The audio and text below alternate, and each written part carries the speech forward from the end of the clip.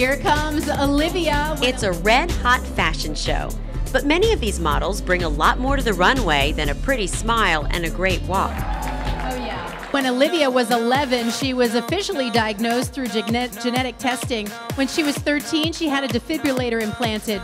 This sea of red is about much more than fashion. For 5 years, the American Heart Association's Go Red for Women movement has joined forces with Macy's to get the word out. Heart disease is the #1 killer of women.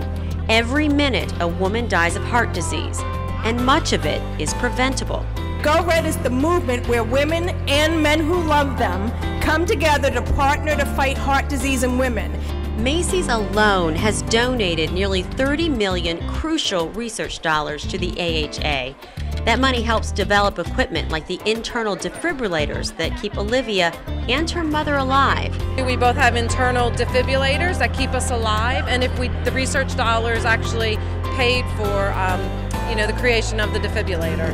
And to get the word out, you might have heart disease and never know it. I had a heart attack 2 years ago due to a 70% blockage in my LAD, which is the main artery, often called the widowmaker. I think it was surprising to everybody. It was certainly surprising to the first responders in the emergency department. I think no one really expected it because we all think there's a face to heart disease. Each year, 55,000 more women than men will have a stroke. 2/3 of women who die from coronary heart disease will have no symptoms beforehand. The initial presentation will be sudden death. The first step to stopping this killer is to know your numbers. Screenings at the 5th annual Go Red Health and Fashion event give women potentially life-saving information about cholesterol and other risk factors on the spot. Exercise, diet, and healthy decisions are also the theme of the Go Red Luncheon. 1 in 3 women can die from heart disease. We know that. It's the leading killer of women. Women take care of everybody else, and not many people take care of themselves first. As hundreds of women were urged again to know their numbers, chefs and fitness experts showed them how to keep those numbers out of the danger zone. Incorporated a lot of important elements about how you can be healthy and what you can do in the kitchen and the kinds of choices you can make to really improve your overall health, to eat less sodium, to focus on eating more fresh fruits and vegetables.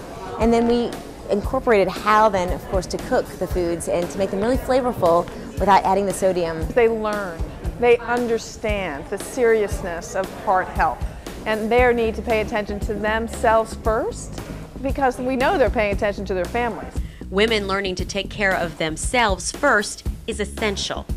And then once they do that, we know they're going to bring their families along, because that's what women do. Chuck Navitt, owner of the Waterfront Kitchen, says Go Red is just the first of the American Heart Association's powerful initiatives. The community kitchen concept, which the first one in the United States will be here in Baltimore. It's a wonderful initiative to teach people how to cook and how to eat healthy and how to cook healthy. With the AHA's help, there will be many more people like Rhonda Monroe. I'm a survivor, and that's how I became involved with Go Red for Women. It's an exciting opportunity to let other people know that heart disease does not discriminate. Look at me. I look like the picture of health, and yet I have the heart of a 70-year-old. This luncheon kicks off that movement, beginning the process of education, not only for the women here, but for the whole community. We are committed to women's health, and certainly I think you'll see us here next year too. Mothers, daughters, sisters, every woman in your life could come face to face with this killer. Let's stop it together. Join the American Heart Association and Go Red for Women.